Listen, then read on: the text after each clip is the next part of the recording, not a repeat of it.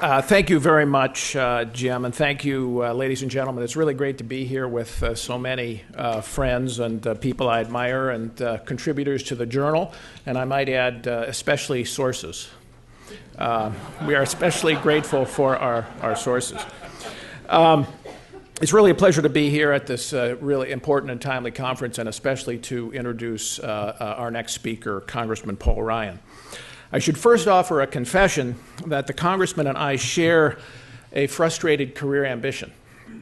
Had things worked out a little differently, had the Almighty been a little more generous in his genetic endowment, both of us would rather have played for the Green Bay Packers. This is what happens when you grow up in Wisconsin. And with all due respect to President Bush, the Dallas Cowboys are not America's team.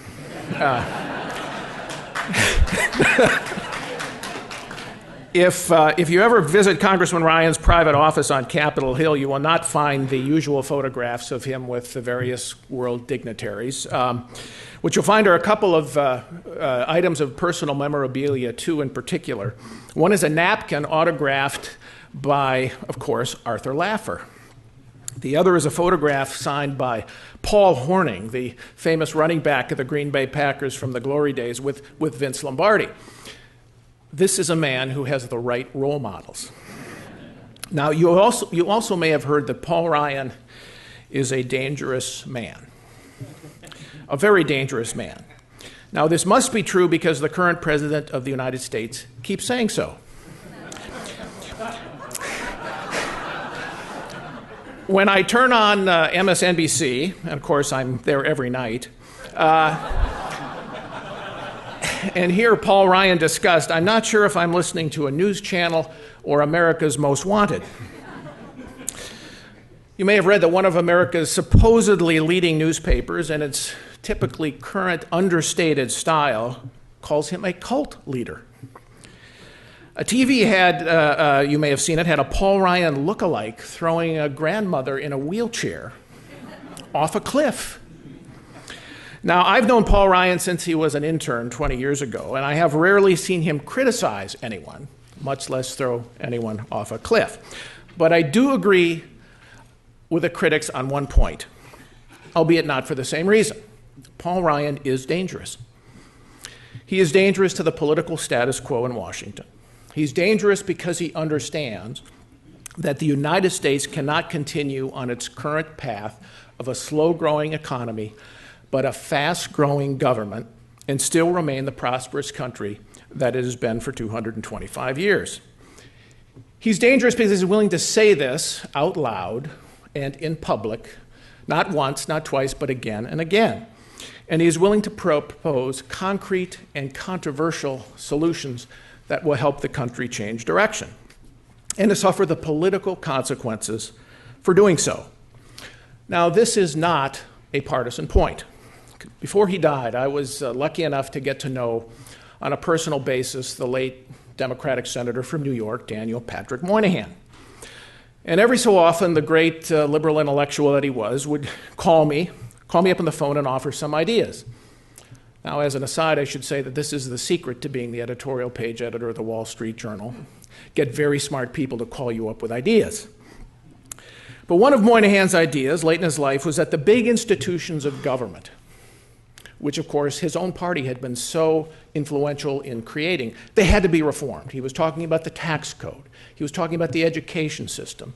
But he had a particular interest in the great middle-class entitlements of Medicare and Social Security.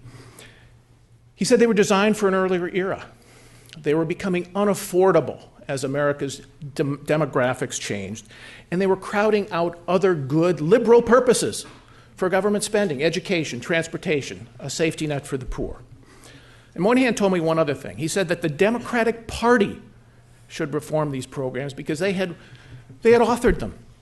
They had created them, and they had an obligation to fix them so that they could continue on and be as useful and contribute to American society as much in the 21st century as they had in the 20th.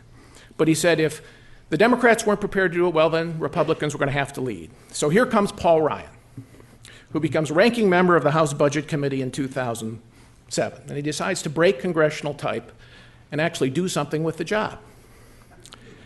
He writes what he calls the roadmap to America's future that includes entitlement reform, tax reform, among other revolutionary ideas. And I remember he visited us at the Journal with this plan the first time, and I remember thinking to myself, all this sounds really promising, but is he nuts? How long does he want to stay in Congress? He must want a short career in politics. And truth be told, the first year he introduced the roadmap in 2008, he had 8 co-sponsors. 8. Around the Journal, we call that the vast right-wing conspiracy. In 2010, he tried again.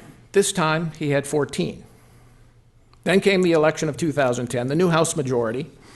And in 2011, he introduced a modified version of the plan called the Path to Prosperity. This time, it passed the House with 235 votes.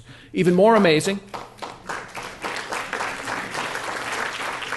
it won the support of 40 Republican senators. Think about that. Senators voting for a House budget. The seas parting, cats and dogs living together. So as recently as 2010, House Republicans were advised by their leaders not to vote for the Ryan budget. Today, the reform proposals are at the center, as all of you know, of the presidential campaign. The various Republican candidates have endorsed all, or at least substantial parts, of the Ryan proposals on Medicare reform, on tax reform, and no less than President Obama, I think it's fair to say, clearly views Mr. Ryan himself and his ideas as a central challenge to his alternative vision of the American economy, as he puts it, built to last in this century, and of a larger entitlement state. My point is that this is where dangerous ideas can lead you if you believe in them. Now, some Republicans are saying they'd like to see Paul Ryan debate Vice President Joe Biden as part of the Republican ticket. I'm not sure that's a fair fight. Think about it. I think I'd like to see, make closer to a level playing field, maybe Paul Ryan versus President Obama, assuming that the president would be willing to take the challenge. Now, if you need a moderator, I will be happy to volunteer. So yes, Paul Ryan is dangerous, in my view, refreshingly so, usefully so, at this moment in our history, necessarily so. Congressman Paul Ryan.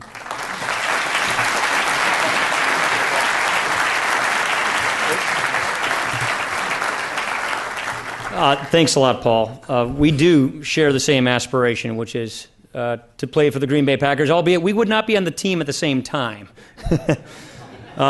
Hey. A little sink in there, yeah. Mr. President, thank you. Thank you for your leadership. Thank you for doing this. Thank you for pointing out the obvious, which is we have to come up with a growth strategy, 4% solution. I was looking at your website.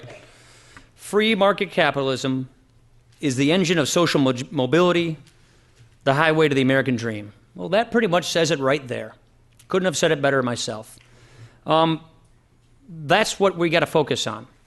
What do we do to get back on prosperity, to get our train on the right tracks and get away from austerity?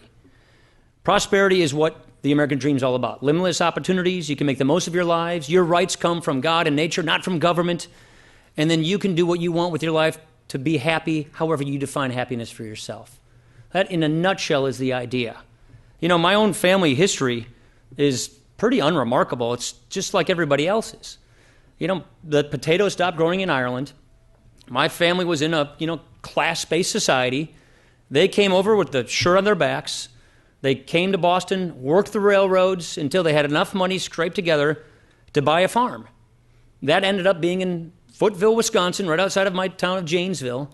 They were there in the summer, and they thought it looked just like Ireland, so they bought the farm. Then came winter, and they said, oh, crap. And they had to make a go of it ever since then. And we've been there in this town ever since then. The idea, though, that you could leave all these class-based societies and come to this country because of the idea of this country. We're the country that is formed not based on geography, but based on an idea. And we always have to realize that idea. And now more than ever, that idea is being compromised. That idea is on the line. So we kind of have a choice in front of us. Do we want to get back toward growth and prosperity, like the 4% solution you're talking about, Mr. President?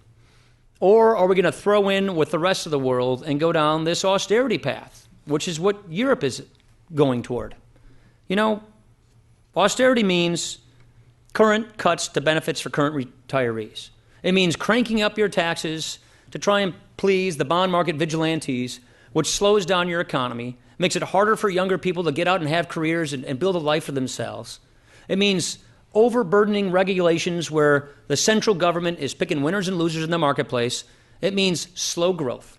It means pain and austerity. That's what Europe is suffering. And guess who gets hurt the first and the worst when you go down the debt crisis path, when you start imposing austerity? It's the people who need government the most. It's the poor, it's the elderly, it's the sick. Those are the ones who get hurt the first and the worst when you have a debt crisis, when you're imposing European-like bitter austerity on your society because you kept kicking the can down the road. And so what we're experiencing right now is basically decades of politicians from both political parties making promises to voters that they simply couldn't keep. And in Europe, those promises are up now, and now they're in the austerity mode. Here, for lots of reasons, being the world reserve currency and other reasons, we still have time. We still have a chance to get this under control, to get back to prosperity, to preempt a debt crisis, to prevent austerity. But our time is not that much greater. Our window is starting to close. The next president and the next Congress will make this decision. And the reason I say it in such a stark way is because I think we're reaching basically two tipping points in this country, which arguably Europe has already crossed. And these tipping points, if we reach these, will be difficult to come back from. The first one is sort of a mathematical one, debt. A tipping point of debt after which, if the bond markets turn on us, then we're in the austerity mode. Then we're in the cutting benefits for current beneficiaries, changing the social contract for people who've already retired, who organize their lives around these programs, cranking up taxes, slowing down your economy. And then we're in managed decline mode. Then our budget is whatever the bond markets tell us it has to be. Austerity after austerity. That's the fiscal tipping point. The tougher tipping point is the tipping point of the moral tipping point. The one where we become more of a taker society versus a maker society. The kind of tipping point where the vast majority of able-bodied Americans do not see themselves as a provider for themselves, but the government. Where we have taken our safety net, and instead of working it and reforming it to get people off of welfare and onto work, turned it into a hammock that lulls able-bodied people into lives of dependency and complacency. Now, the numbers on this front are pretty startling. The debt tipping point, I don't need to go into all of that. Read Steve Forbes' magazine, read the Wall Street Journal, listen to Jim Glassman. They'll give you good projections on all of that. The other tipping point, we're also getting close to that. The Tax Foundation tells us 70% of Americans get more benefit from the federal government in dollar value than they pay back in taxes. So you could already argue we're past that point, but I don't think we are. Most Americans believe in the American dream. Most Americans believe in the idea of an opportunity society, of a society of growth and of upward mobility. So we still have that window. What that basically means is we are now at that sort of proverbial fork in the road. We have a choice of two futures in front of us. And the way we see it, as the only majority of the Republican minority in America, the House of Representatives, we owe you, our fellow countrymen, at least the honor of making the choice. So that's what this fall is going to be about. On the one path, we've got the president's path, a government-centered society, a society on the path to debt and decline, the path we're on today. On the other path is what we're proposing, a path to prosperity, a path to actually getting us back onto growth, fixing these problems, and preempting a debt crisis. And this November, what we're asking for is the affirmation of the country to give us the permission and the obligation to put these things into place to fix this before it gets out of our control. So the choice couldn't be clearer. You have an opportunity society, which is reclaiming the American idea, or you have this government-centered society. I would argue that President Obama, he's right there, so come on, he's in front of my mind. I would argue that President Obama is bringing us toward this government-centered society. He is putting his trust in government, and this is a trust that puts us down the path of debt and decline. Now, I got a lot of problems with the president's budget. After all, he did follow the budget law. He submitted a budget each of the 4 budget seasons, unlike the Senate, which chose to ignore the budget law by not offering a budget in 2010, 2011, and now they say they won't do it in 2012. I mean, go figure. You're elected to represent the people of your district or your state. We have a debt crisis on the horizon, meaning you need to pass a budget to fix that, and they've decided for over 1,000 days not to do anything about it. Where I come from, that's a firing offense. But let me talk about the president's budget. And there's a lot of problems I have with it, but let's focus on what the purpose of this conference is: growth. It makes our growth situation worse. There are a number of reasons why. I'll just quote Tim Geithner, the Secretary of the Treasury, who came to the Budget Committee about a month ago. And he said to us, we're not suggesting that we have a solution to the long-term fiscal problem. We don't. We just don't like yours. I couldn't have said it better myself. This is, in essence, what the president is doing. Rather than seeing this very clear and present danger to our country, to our economic future, to our way of life, rather than putting a solution out there, wait for the Republicans to offer theirs, then attack it. Whatever you call that, it's not called leadership. Second, certainty.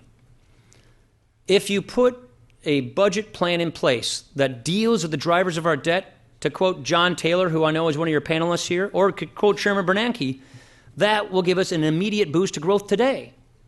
Confidence trajectory, the future, the bond markets, businesses, they're looking to see if leadership is being placed in the federal government in Washington to get this situation under control so that they can take risks, so that they know that they have a certain future that is one to be optimistic about. And until you have a plan like this in place, you will not reap that kind of a growth dividend. Another reason why I think the president's budget is bad for growth: cronyism. Now, both parties have been subject to what I call crony capitalism, or industrial party. For us, we got confused. We thought being pro-business was being pro-market, when in fact it was being pro-incumbent business. And it ended up erecting barriers to entry against would-be competitors. So it's easier for us to go back to our roots, our core principles, which is be pro-market. It's a little harder for the left to do this, I think, because the president, in my opinion, subscribes to the notion that they just know better in Washington, that Congress can go pass a lot of these vague laws, and then we have a permanent class of technocrats and bureaucrats who can better micromanage society and our economy, who can do a better job of subsidizing and picking winners and losers, whether it's through regulations, whether it's creating too big to fail banks through Dodd-Frank, whether it's the tax code or Solyndra or the regulatory state. They believe in a process which ends up putting entrepreneurial, small business, risk-taking capitalism, putting it aside and replacing it with connected capitalism, with crony capitalism, with big government capitalism. That replaces the rule of law with the rule of bureaucrats, with the rule of the connected. That's probably one of my biggest criticisms of his budget. But finally, let me get to the nut of the matter: taxes, tax reform. This is where I think the president's budget is the most anti-growth. For in January, he is proposing that the top effective marginal income tax rate goes up to 44.8%. Where Paul and I come from, overseas, which we mean Lake Superior, the Canadians just dropped their business tax to 15%. 9 out of 10 businesses in Wisconsin file their taxes as individuals. 8 out of 10 businesses in all of America aren't corporations. They're businesses that file their taxes as individuals, like subchapter S corporations and partnerships and LLCs. So what we're basically saying to them is, if you get successful, if you buy 4 acres out in the industrial park in Elkhorn, Wisconsin, and you start with 5 employees, and then you get to 25 employees, and you get to 250 employees, we used to call that the American dream. Now you're part of the evil rich. Now you're going to be hit with effectively about a 45% tax rate. Throw our state income tax on top of that, and you're over 50%. How on earth Are they going to be able to compete with the likes of the Canadians who are taxing themselves at 15%, or the Irish at 12.5%, or the Japanese, or who are lower than us now, or the Chinese? We've got to remember we're in a global economy.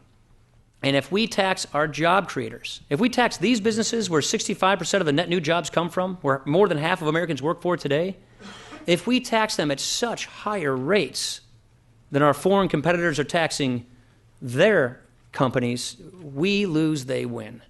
So to me, this is a system that is wrecked for austerity. Higher tax rates, more complexity, more loopholes is what the president's budget is proposing. Now, the bottom line is we've tried this approach. We have tried chasing higher spending with higher taxes and more debt.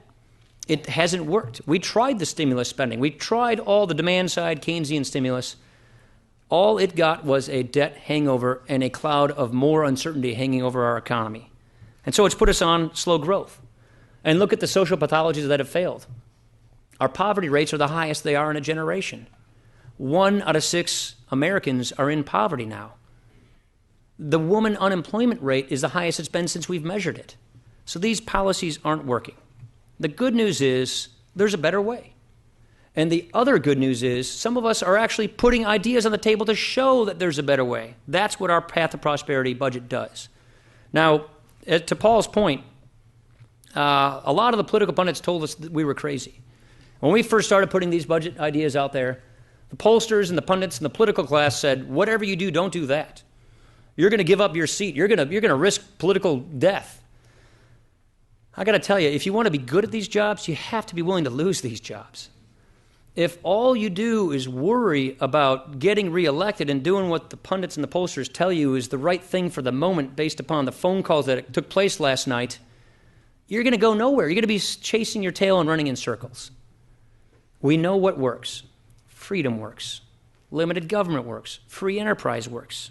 So if you take a look at our budget, it is a huge contrast. To be really quick, the contrast is this. We actually deal with the problem. We actually see the debt crisis coming.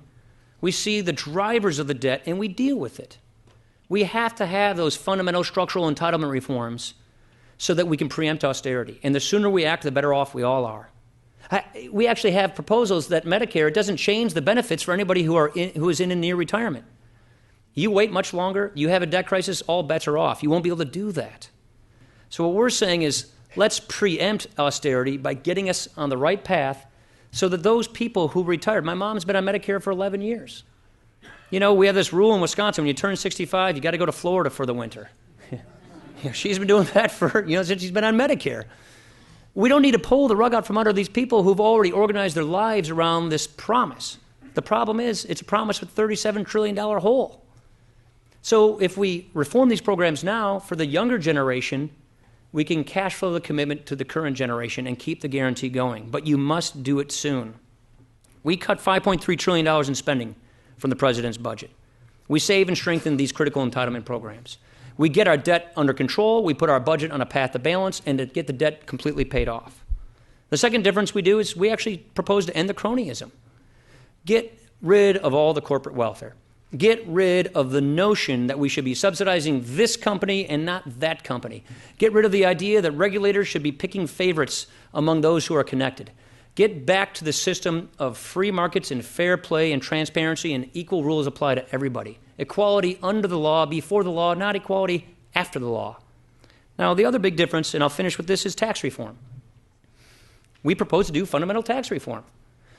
Of all the things you can do in this country to help get people back to work, back onto the path to prosperity, you have to acknowledge the fact that basically the income tax system blows up in January. I was on the Ways and Means Committee when President Bush signed those two tax bills into law in 2001 and 2003. All taxes must originate in the House and in the House Ways and Means Committee and then go to the Senate. When that bill left the House, it was permanent. It was never intended to be a temporary tax rate reduction. Then came, you guys ever heard of Tom Daschle? So, then came this thing called the Byrd Rule in the Senate and the filibuster, which is where the Daschle name comes in. And in order to get that tax rate reduction in place, which the 2003 law was to speed it up so we could get out of the slow growth, mild recession we had at the time, which we did because these policies worked, he had no choice but to accept the time limit on it because the Senate refused to go along with making these things permanent. And so now we are where we are. We have a cliff coming at the end of the year. And what we're saying is it actually provides a great opportunity. The code's effectively blowing up, so let's reform it. Let's take a page out of Steve Forbes' playbook and go back with a very common, simple, better system. Lower the rates, broaden the base. Now, guess what? There are a lot of Democrats who agree with us. I served on the Fiscal Commission with Erskine Bowles and Alan Simpson. I have tremendous respect for these gentlemen. There are a lot of Democrats who agree with this idea. Take away the tax shelters, limit the loopholes, lower everybody's tax rates for all so that we can be an entrepreneur, so that we can help those small businesses succeed and compete in the global economy. We propose specifically a 10% bracket and a 25% bracket for individuals and bring that corporate rate back down to 25%. And get rid of this clumsy, outdated, anti-internationally competitive worldwide tax system and go to a territorial system. I won't go through a treaty on what a territorial system means, but it simply is a system that makes sure that we don't keep pushing capital away from America, and we make America the place where you want to keep your capital. We make America a place where you want your headquarters to be located. Look, 95% of the world's population, they're not in this country, they're in other countries. And if we want to be successful, if we want to have high living standards, entrepreneurial, we have to make and export more things. And we need to have tax laws that jive with that. Now, because Japan lowered their corporate tax rate in April, we now are the distinguishing honorees of having the highest in the world. So we think we should lower rates, let people keep more of their own money, and improve the incentives to save, work, and invest. And lowering marginal tax rates does that. You also remove distortions out of the tax code. You allow capital to be deployed where it can do the most good, where it can create the most value, where it can create the most wealth. Not where some bureaucrat thinks it ought to go, but where free individuals in a free enterprise system, chasing opportunity, acting in their own interest, and helping people in their community decide the money ought to go. The other thing I would simply say is you got to keep an eye on competitiveness. If we don't mind the fact that this is a whole new story, the 21st century is not one where the United States is the undisputed economic superpower of the world. We have to be lean, we have to be mean, we have to be competitive. If we keep going down this path where we divide each other and try and come up with this idea that we can tax ourselves at double the rates our competitors are taxing theirs, we will have a welfare state on our hands. We will be slow growth. It will be economic stagnation. Now, the other benefit of all of this is it actually helps our budget quite a bit. Now, the CBO acknowledges if these tax increases hit in January, we'll go down to about 1% growth. It could be even lower than that. And what we're showing with an alternative growth scenario we created in the Budget Committee is if you actually get the kind of plan that President Bush is talking about, if you actually get a growth dividend, you'll balance the budget so much faster. So the secret to success is economic growth along with spending discipline and entitlement reforms.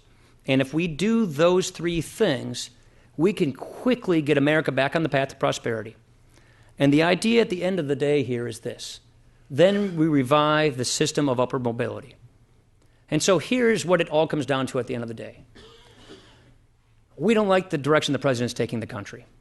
We think he is putting the country on a very dangerous path, on a path that is a government-centered society, on a path to debt and decline. And we believe that if we follow this path, it will not end well for anybody, because then you have a debt crisis. And in a debt crisis, the people who need government the most at a very vulnerable time in their life are the ones who get hurt the first.